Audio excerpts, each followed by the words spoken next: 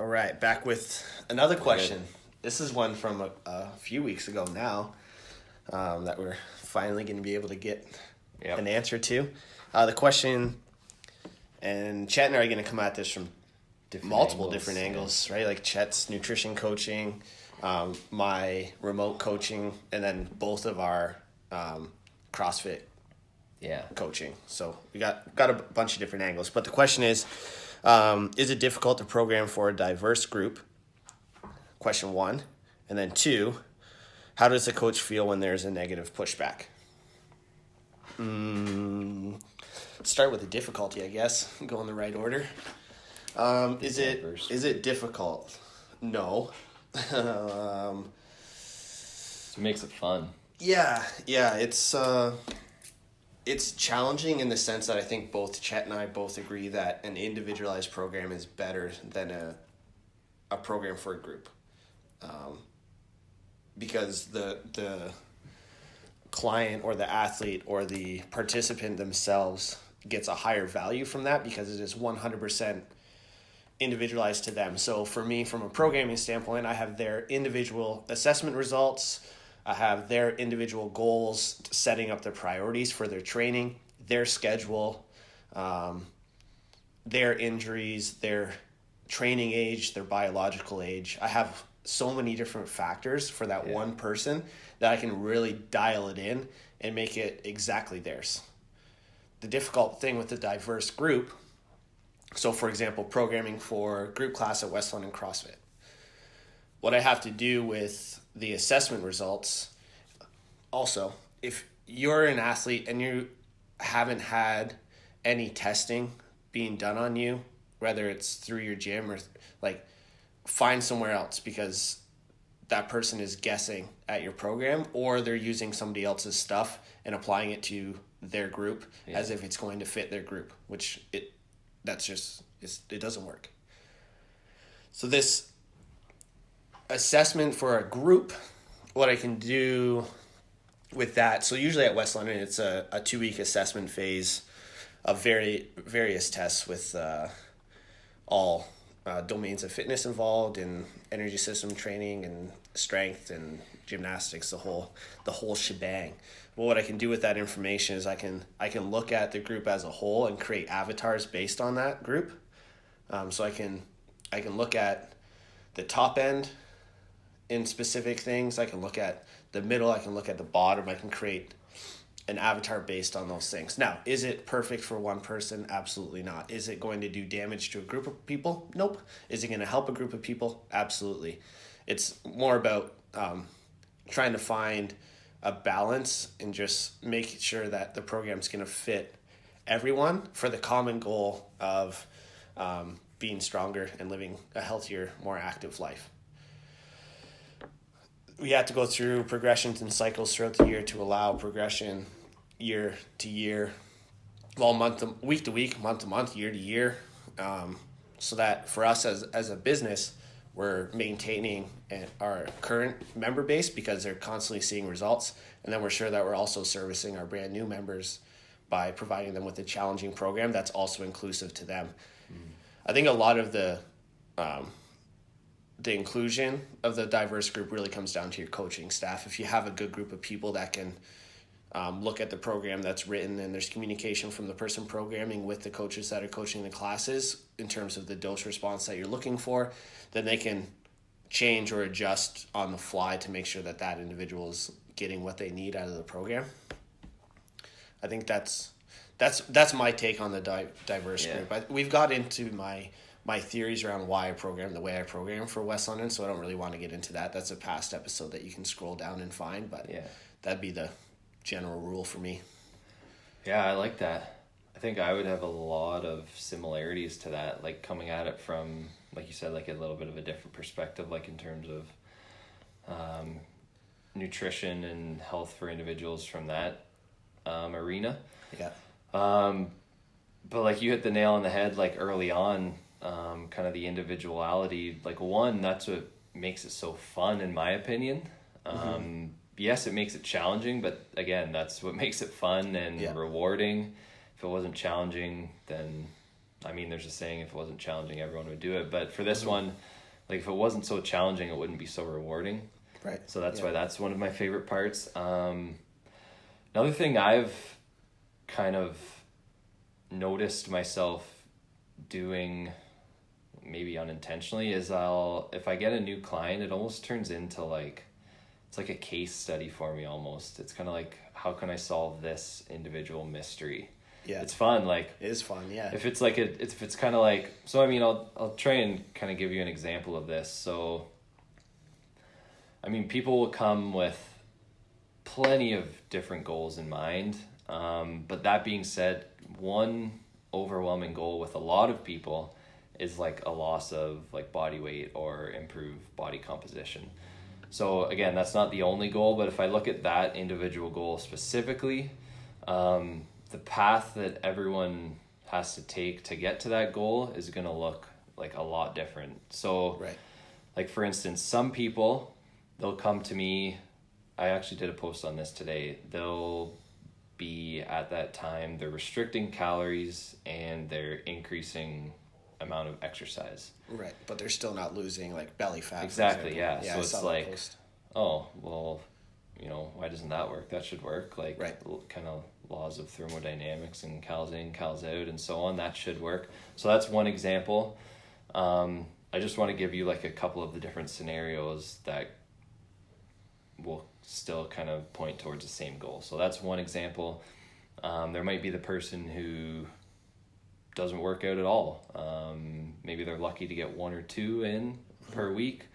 So most of their approach is going to have to come from like really kind of hammering down like stress and nutrition essentially. Maybe there's the other person who, you know, maybe they actually have like an actual like metabolic issue. Like maybe they have some serious like insulin resistance, like possibly some type 2 diabetes or on their way to type 2 diabetes. Maybe they have some thyroid issues. So these are just kind of like a few different examples of how the individual demands very, very different, but they may have like a similar end goal. So that's, again, this is what makes it fun. So you kind of turn it into like, and you said the same thing, like you have all these different variables, you have all these different characteristics, you have a few tests. So I like to use some different tests as well. Sometimes I'll get people to prick their finger, measure like AM glucose or AM ketones. I have some different tests to assess like functions of stomach acid. So there's a simple test you can do at home with baking soda where you just kind of chug some down, and whether or not you belch kind of determines how your stomach acid content is. You know, just other simple things like, do you wake up throughout the night? Do you have energy first thing in the morning? Because that can indicate your cortisol awakening response, it's called, which again is just one of these things that should naturally happen. If that's off, then it suggests other underlying problems. Right. So yeah, that's the individuality. Definitely challenging, but I chose that for myself and I actually prefer it that way. Yeah, for sure. Yeah, me too. It's like you can come up with all the templates you want. Exactly. But that's not actually gonna help people at the end of the day. And I'm sure a lot of times you do the exact same thing. Like every once in a while you'll encounter a specific problem where maybe you feel personally that you don't know as much about it as you would like to. So then you kind of go on this like mini separate little journey where it's like maybe you read some different articles from people who are like where you want to eventually be. Right. Maybe you read some research papers. Maybe you actually, like sometimes I'll like order a new book or whatever off Amazon. You kind of do some digging for a little while and then come back to it. Yeah. And that's just part of like the reward, the challenge, and like that self growth, I think. Yeah. Yeah, because it's important for a coach to only prescribe within their scope and what they fully understand, not what they kind of read once or half get, right? Like you can have that information in your back pocket and save it for a rainy day once you understand it a little bit more, but you can't be communicating that to people before you know 100% whether or not that's something that you can back and like have integrity behind it, or if it's just something that sounds cool for that in that point in time. And then if I think I then look at trying to quote unquote program for like a broader audience, I think you said you do as well. Like I find that more challenging than the individual. Like my personal problem is if I think of something like the keto seminars, my problem is I try and throw absolutely everything in there where it becomes too much, and I forget that, hey, you don't actually have to say everything, every possible scenario, every possible point. Like it's okay to leave a few things out. Yeah. So that's definitely a problem I encounter. Yeah. With those like diverse group things, like this question is, really a big part of my process is just looking at it. It's like, is this going to do anyone harm?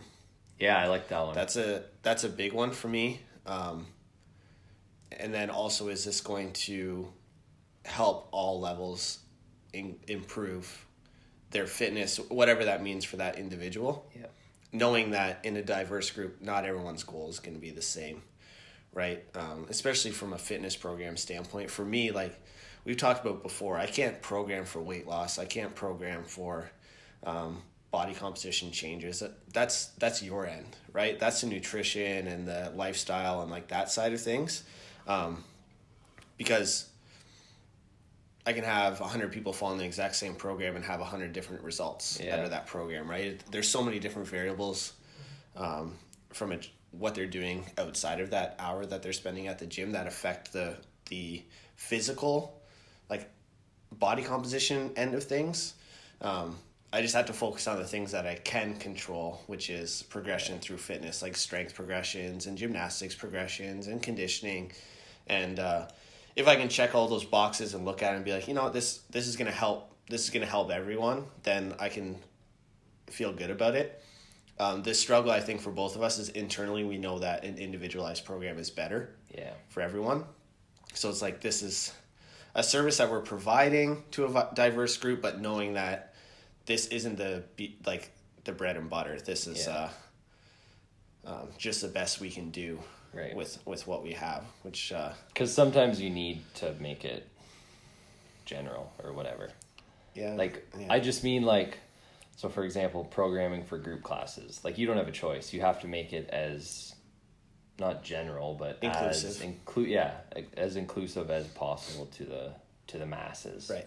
So sometimes you don't always have that option. Yeah, and a big part of making something inclusive is the language and the communication that the coaches are using to explain the program that's written, right? So,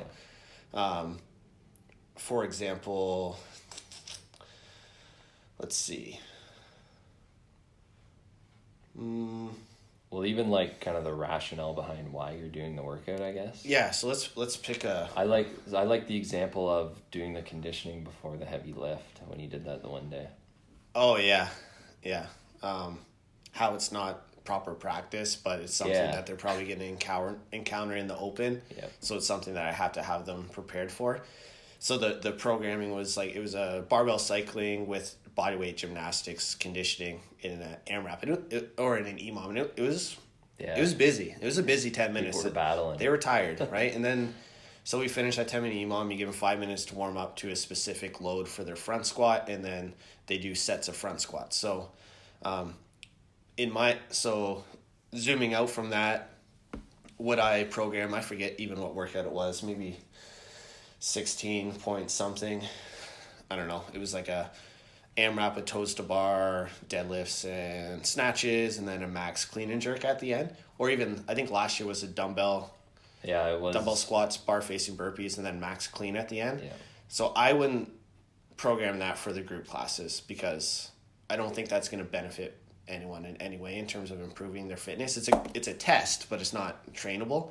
So I was like looking at that piece and how can I train people for this without having to do the test, because that's not training, that's testing. Yeah. That's a big differentiator that I think a lot of people that are looking for a program should look for. Like, am I just testing every single day, or am I actually training to get somewhere? It's hard because tests are sexy. Sure are. So if someone sees tests every single day, they go, ooh, this baby, program this is tough. good. Yeah.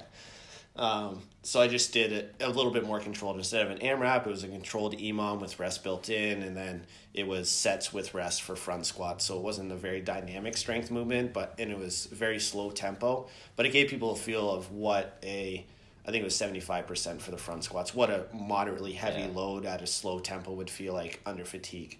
So it's just that's more of a training approach than a testing approach. Yeah. But again, it's like I have this diverse group of people that are training now for something common, which is the CrossFit Open, and everyone has different goals within the CrossFit Open. And I can't create that for them. That's entirely up to them. And they don't have to care about all the CrossFit stuff too. I mean, we are a CrossFit affiliate, so yeah, it's going to be in there. You don't have to care about it. But the coaches have to be able to communicate the programming in a way that can help benefit everyone. So it's like a muscle up. It's like, well, I don't want to do a muscle up. I have no aspirations of ever being able to do a muscle up. Or handstand walking too, right? Like some people, I mean, they're even in an age category where in the CrossFit Open or in the games, they wouldn't even have handstand walks programmed because we know it's not the best practice for that and it's not really beneficial in any way. So explaining to that person how the scaled variations of that movement can help benefit them in terms of longevity. And so like a muscle up, a low bar muscle up or low ring muscle up, this is going to help you get out of a pool. I don't know, hop a fence if we're running from the cops or something. I like that pool one though. Like, yeah, shit, people do that every damn summer. Being able to sit Stuff up happens in a pool and around a pool. People get hurt. They need help quick. Yeah. Fall off a boat, gotta get back in. Exactly. Right, like things like that.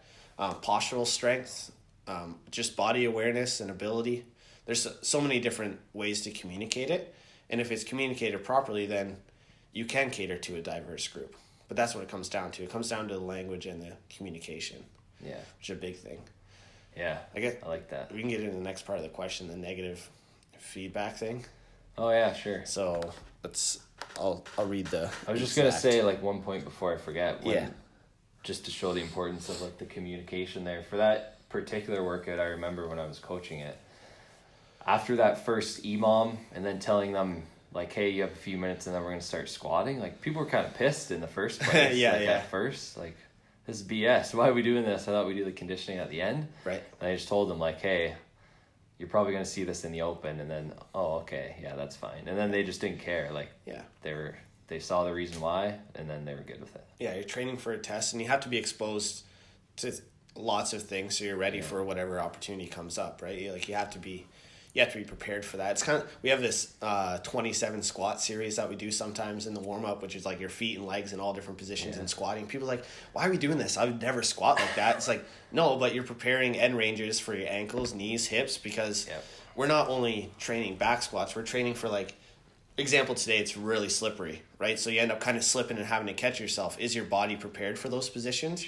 Because it's the unprepared positions or end ranges that result in injuries, and in some cases, not all the time. Obviously, there's acute injuries, like you tear something, and it's like, well, that you don't really have a choice. And then even on like the competitive side of things, sometimes you're going to catch a clean in a weird spot for whatever reason. Yeah, or just picture a sandbag clean. Yeah. Sort of, you end up a little bit knees in, rolled forward, little weird positions, but it's all about preparedness is the idea. The exact question is, how does a coach feel when there is a negative pushback? Oh, I forgot about this part. I'll straight up say that I don't perceive any of it as negative. Feedback is feedback, and if it didn't fit the mold for some reason for one individual, I take it not personally as like an attack on me, but it's like a learning experience to be like, okay, well, what made that person feel that way, and do I have control over that situation? In most cases, the answer to that question is no, so I have to let it go. I don't really have a choice at that point. We're not going to stew about it all day long because I had 50 people find success in something and one person get mad. It's like, I don't know what to do. I can't help that. I had all the success and one negative, so it's like, how do we coach an individual and communicate with that individual to help bring them back and up and be like, okay, we're here for you. Sorry you're having a bad time or a bad day or this didn't really vibe with you, but like let's sort it out and let's move on. It's kind of my thing. It's harder with a group. It's much easier with an individual program because they come to me and it's more of like, hey, why am I doing this? And I can answer it on the spot, problem solved. When I'm further removed from that individual doing the program, it's a little bit more difficult because I don't necessarily have my hand in it immediately. It's usually I'm hearing about this a few hours or days later, and by that point, the situation's already happened and everyone's already come to their own conclusions and then sorted it out in their own way anyway. So for me to even go in and involve myself in it is not even worth it at that point because they'll probably be like, well, I don't remember what you're talking about. Yeah. Right? Yeah. Yeah, I don't really have a whole lot to say about that because I would probably say about the exact same thing. I mean, like you said, just kind of have to take a step back and ask, where is this actually coming from? Mm-hmm. Like, is it something that I can actually control and fix or address, or is it just, emotions or whatever? Mm-hmm. So yeah, be like, Chet, I don't like the taste of apple cider vinegar. You're like, then don't do it. I don't take that as like negative feedback even. I just just like, well, up to you. Like yeah, you can only do so much for that person. Yeah. It's like you don't program for feelings. Right? No. It's tricky because when you're programming, whether it be a nutrition program or some sort of nutrition or lifestyle consult and plan or an actual fitness program that you're prescribing, one of the priorities is not client like happiness or like, I know what I'm programming for, and then I can help that person find fulfillment by communicating with them, but that doesn't actually go into the program. That comes from the ongoing support and just being like, no, okay, let's sit down and like talk about it. Let me explain what my intention is, and then if they still disagree, then it's like, okay, well, let's find something better for you then, because you don't have to want to do that.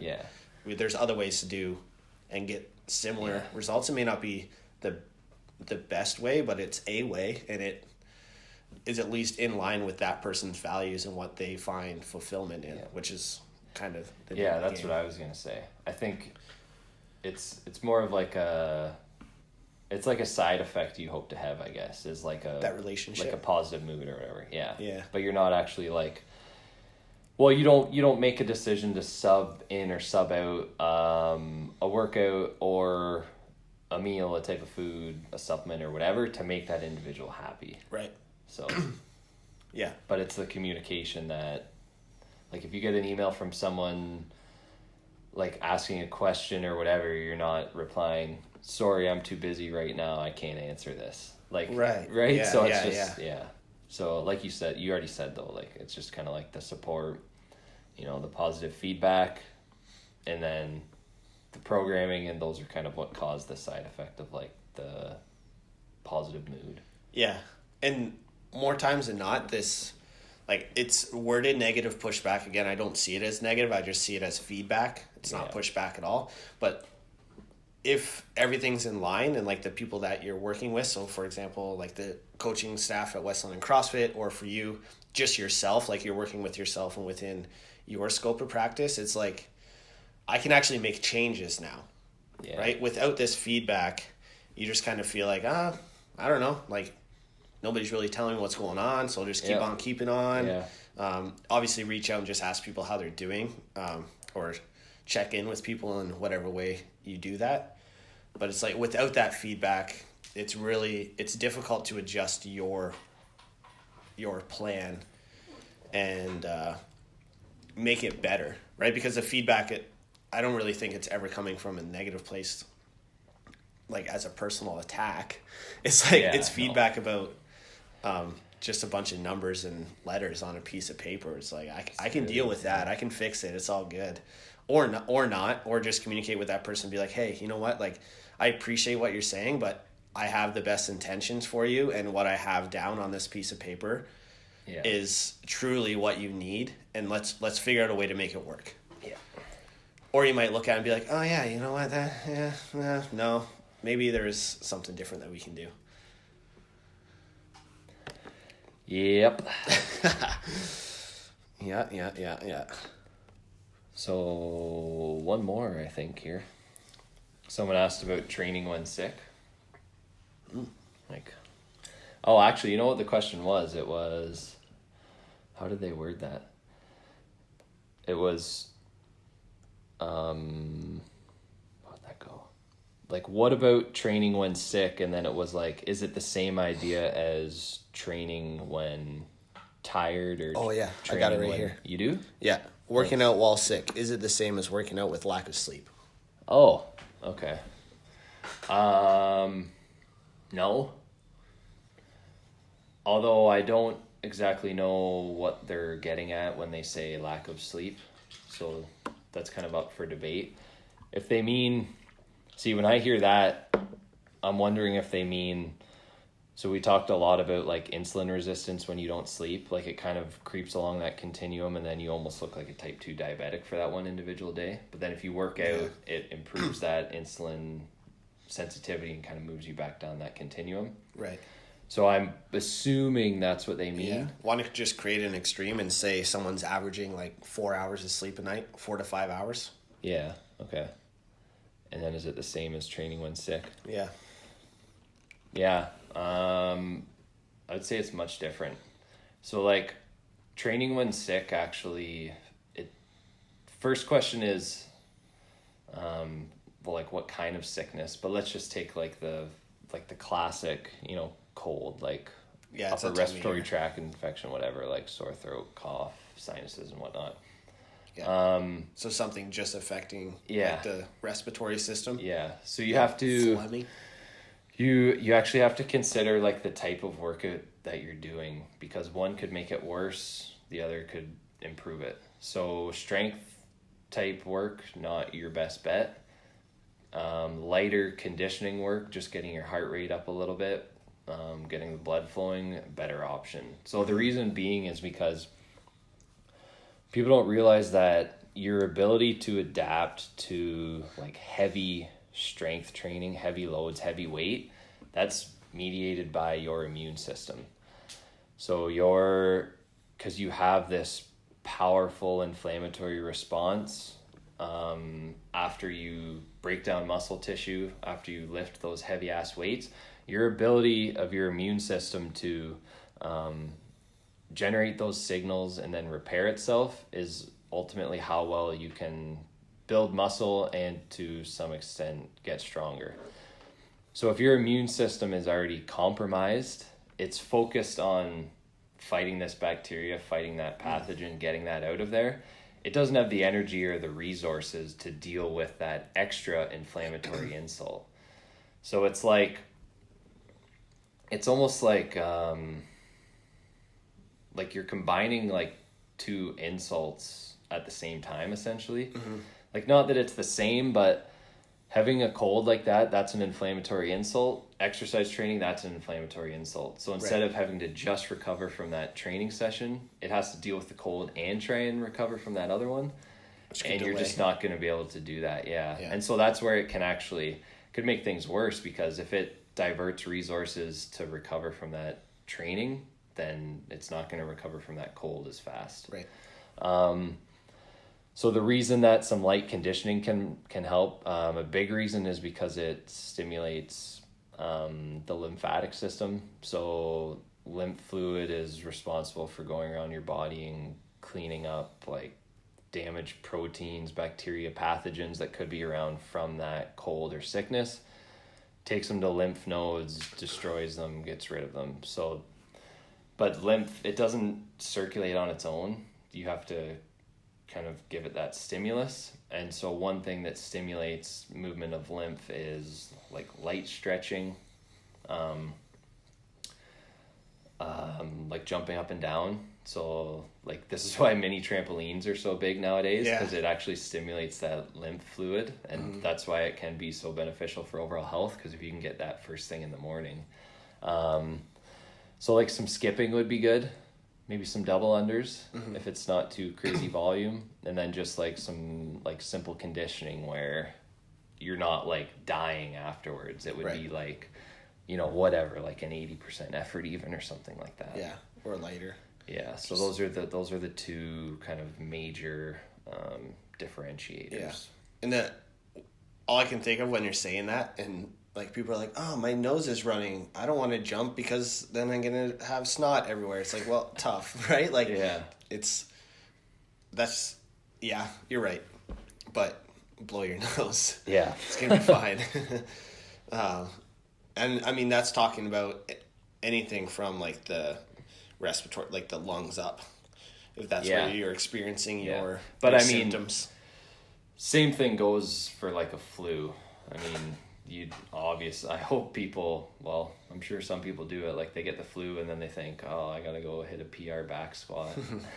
Yeah. Flu though, yeah, that's a different thing. I mean, flu, I can't say for certain, but so my guess would be absolute rest with something like that. Yeah. So the reason being is because a lot of the symptoms you experience when you're sick, so like sometimes you have like a loss of appetite, you might be cold, you might be super hot, what are some other ones? Like you actually feel like a little bit depressed almost, you don't want to interact with others. So those all happen for a reason. A lot of it is because, well, one, it's like a survival adaptation where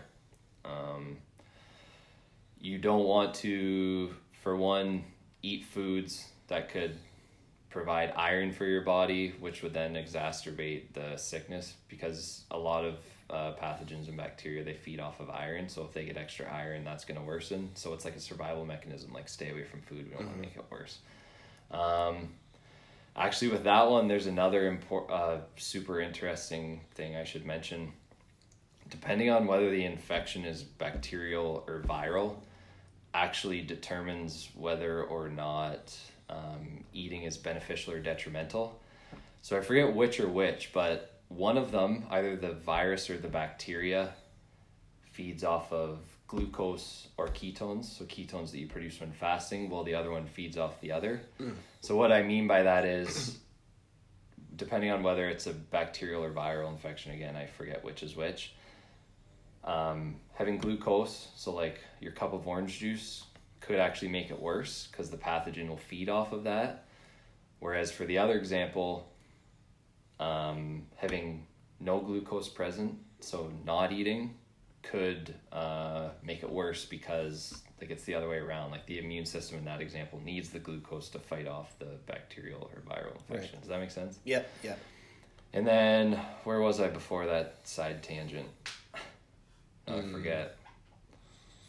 Oh, right. So the symptoms that you feel are for a reason. Right, yeah. There's a lot of cool theories on this. Like another one, if you don't want to hang out with other people, like that's for a reason, because you don't want to spread that sickness to other people of your quote unquote tribe.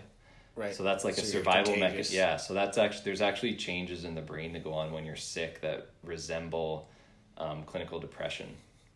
And then the big one is like the fever. So people think like, oh my God, I got to get rid of this fever. Like you don't want to do that. That's actually really, really dangerous. People can die from a simple cold if they prevent that fever, because that's for a reason. Like the fever facilitates the immune system getting rid of those bacteria, those pathogens essentially. Right. And so one, the fever facilitates it.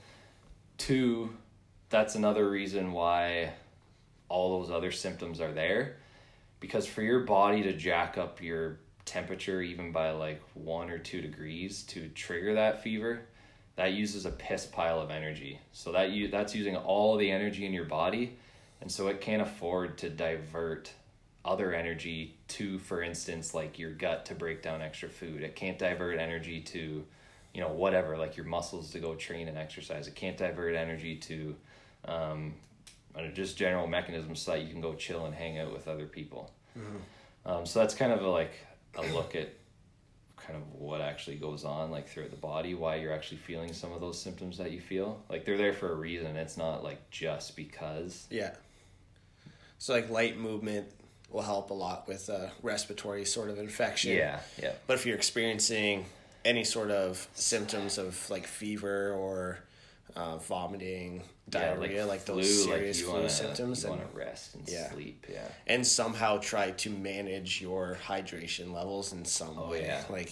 If you can get a water bottle beside you and just, even if it's just like a little tiny baby sip at a time, just because that will help you recover from your flu. Your body's going to do what it's going to do, right? You can pump as much cold and flu medicine into your body as possible. It's not going to make a difference. No. You're going to recover when you're going to recover. Yeah. All those medicines do is just cover up your symptoms, which you just talked about isn't something that's always the best idea. Yeah, you don't right? like that. Bringing your fever down or hiding symptoms that you can go and continue to go to work or something like that. It's just stay home, man. Yeah. Let yourself recover a little bit. When your body's ready, it'll tell you, because you won't have a fever anymore.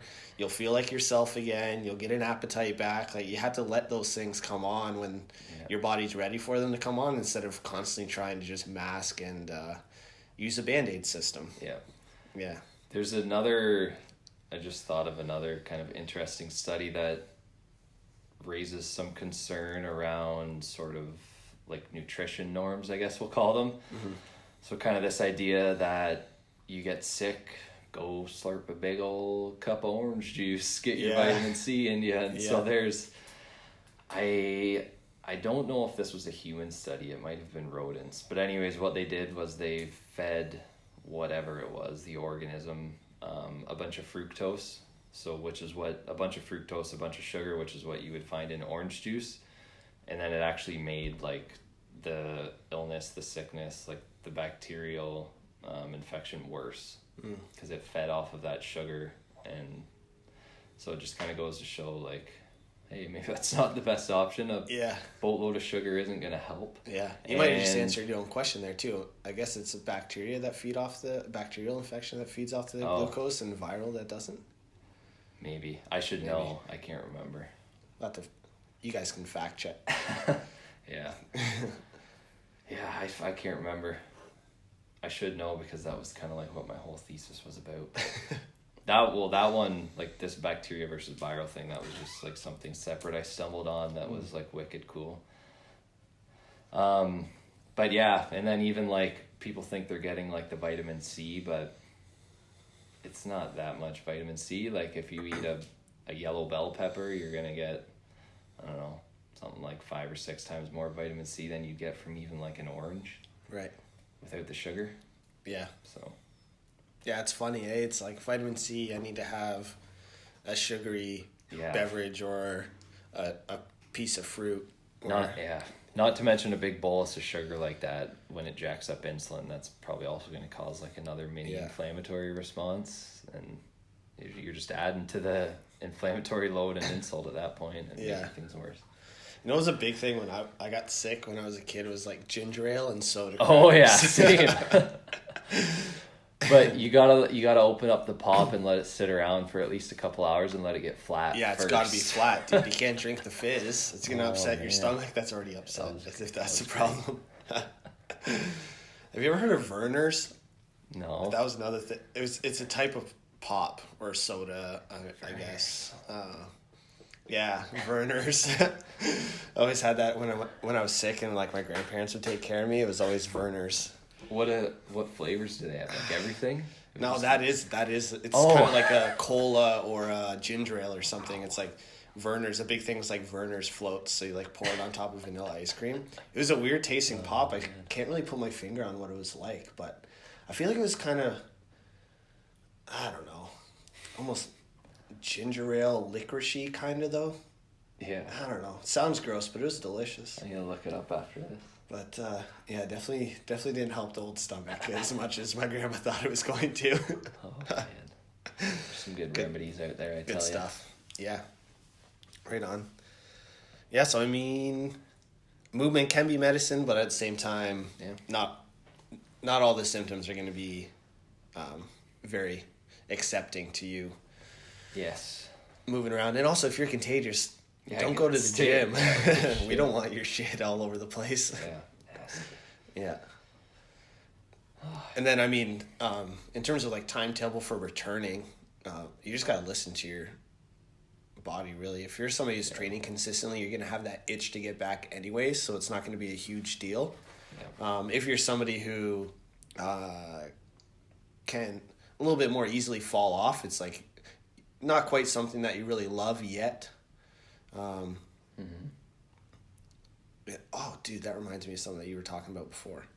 I want to talk about that again because the people haven't heard it yet, and it's wicked.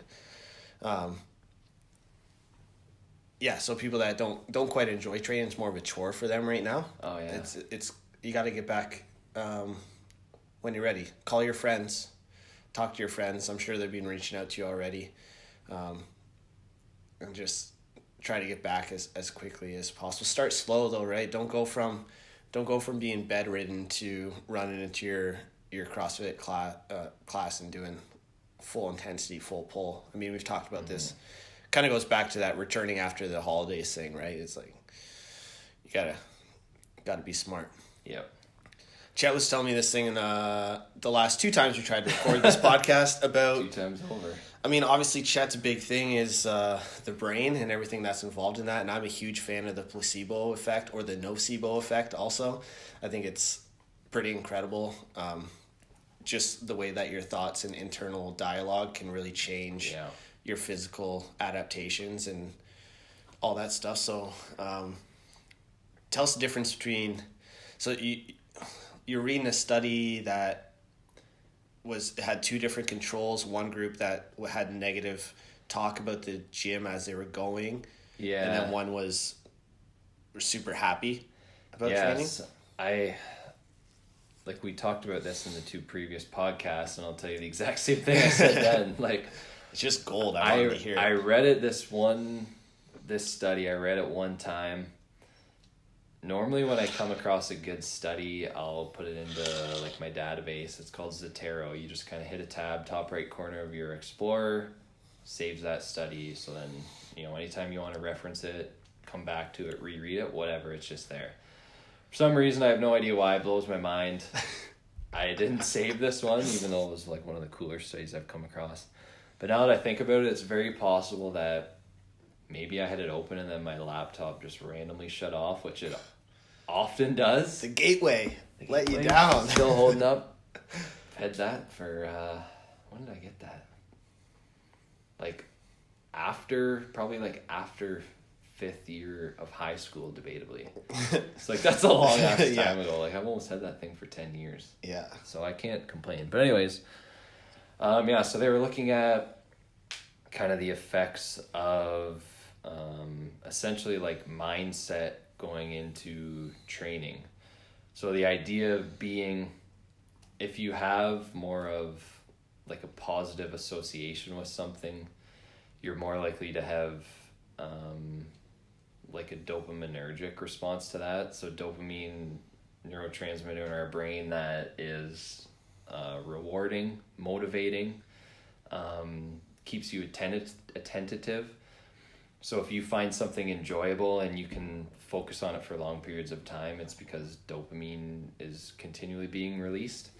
So that's why people with ADHD are bouncing all over the place from task to task, because they sit down and have a task and there's no dopamine release. So there's nothing to actually keep them attentive and focused on that one thing. And so without that reinforcement, they just kind of bounce around to different things. So that's what... that's cool. I didn't know that. Yeah, so that's what ADHD meds do, is essentially they like allow dopamine to be a little bit more active in the brain.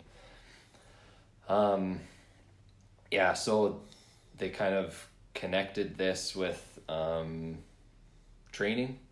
So again, because I lost it, I don't remember exactly what their methods were for this study, because obviously these are some pretty, like looking at neurotransmitter response is something pretty in depth. But anyways, I remember the results summary of the study, and it was essentially that people who have more of a positive association of like being active, working out, being in the gym, so people that are more like, hey, I'm looking forward to this, like I'm privileged to have this opportunity, I'm excited, yada yada yada, have better outcome, better results and adaptations from that actual training session compared to people who have more of a negative association with that. So maybe like, oh my God, like I'm just going because I have to. I'm just dragging my ass to the gym. I don't actually want to go. You know, I'm tired. I'd rather be watching Netflix and on and on. Right. So it's and sorry, it was because of this. It's because of the effect of like dopamine, that rewarding effect. So the reason we talked about this was, well, it just kind of shows you like you can, whether or not you love training. So yeah, like Jesse and I are biased because this is obviously something we're passionate about and we love. Like I can honestly say that I look forward to damn near every single workout that I have. Yeah. So we were just saying like we accept like not everyone feels that way, which is totally fine. Like that's how people are. Everyone's different. Like that's the same reason why maybe your kid doesn't like a particular sport. They don't like sports at all. Maybe they instead like reading, art, or whatever. Right. But like the takeaway was, if you can kind of just like tweak your mindset around that like just a little bit, then you might have an overall more positive experience with it, not only like emotionally but also in terms of like physiological response. So if you just instead go in there with the mindset like, all right, like, you know, I want to be active, I want to, you know, maintain healthy lifestyle so that I can, you know, we talked about like so that you can be like an active healthy grandparent playing with your grandparents, whatever. Right. Like if you just kind of reframe that into like a positive mindset, well, guess what? You're probably going to like change that neurological response in your brain as well. And then that's going to have a lot of positive consequences. Right. Yeah. You're creating an emotional attachment to it as well. If you think about just the privilege of being able to actually do that. I think it's just like, it's a matter of perspective really is what you're talking about, right? Yeah. There's a group of people that, the one control group that went into it with the perspective of this is a chore, I have to do this, I'd rather do something else, blah, blah, blah, blah, blah. Where the other group is like, I can actually do this, right? I have the opportunities to do this. I have the physical health to do it, the emotional health to do it, the mental health to do it, the financial stability to be able to afford to be able to do this. There's so many positive things that you can look at. And this is a big thing in the last two podcasts we tried that we lost. We kind of we always ended at this, and which is kind of timely because we're almost out of time for this one too. But it was like a big change for me happened. I don't even know how long ago my grandpa had his stroke. It may have been 2 years ago. This is a guy, I mean, was he overall healthy? No, because he had his stroke when he was in getting cancer surgery. So obviously his health wasn't top notch. If you have cancer, that's obviously a very, very serious illness. But he was active, right, and involved, and he was able to move. And then he went in for his surgery, and then in his recovery from surgery ended up having a stroke and then lost his ability to do all of these physical things. So for me, when it's part of my routine, like I said earlier, like I have a very set routine of what I like to think about and how I like to do things before I start training. That's part of it. I was like, I'm able to do this, and I know there's probably a kid my age in a situation that is physically unable to do this to the capacity or at all to how I'm able to do it. So it'd be completely selfish and really disrespectful for me to not treat my body the way that it needs to be treated and express my physical abilities the way that to its highest level, right? Because there's people that actually can't do it and would die to be able to do it. Yeah. So not meant to be a guilt trip, but also at the same time, you got to wake up a little bit sometimes and just look around and be like, holy shit, I can do so many things, right? I might not be able to do that, but I can do this. And I can do more than that. And then And like, if you just keep going through that cycle as you're doing things, slowly but surely that self-talk becomes more positive, more productive. And also, you're a lot better to be around.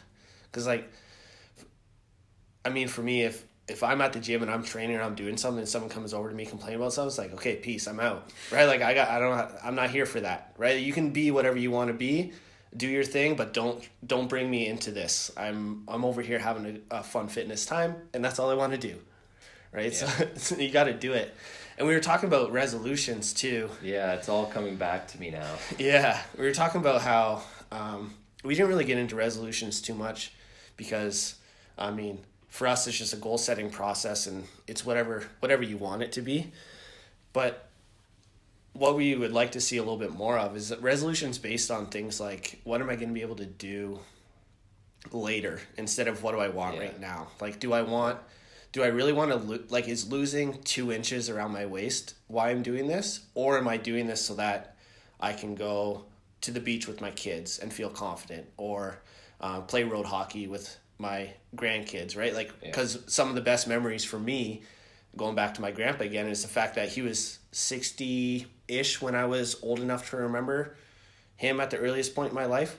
And like, he was always in the basement playing mini sticks with us. He was playing road hockey with us. He was riding the bikes. He was taking us hiking. He was going fishing. He was going golfing with us. And like, those are the things that I remember about him because of his physical ability to do those things. And like, for me, I want to be able to do that exact same thing for my grandkids eventually. I want to be the fun grandpa that can go and do all this stuff with you. That's what's important. It's not 2 inches on your belly.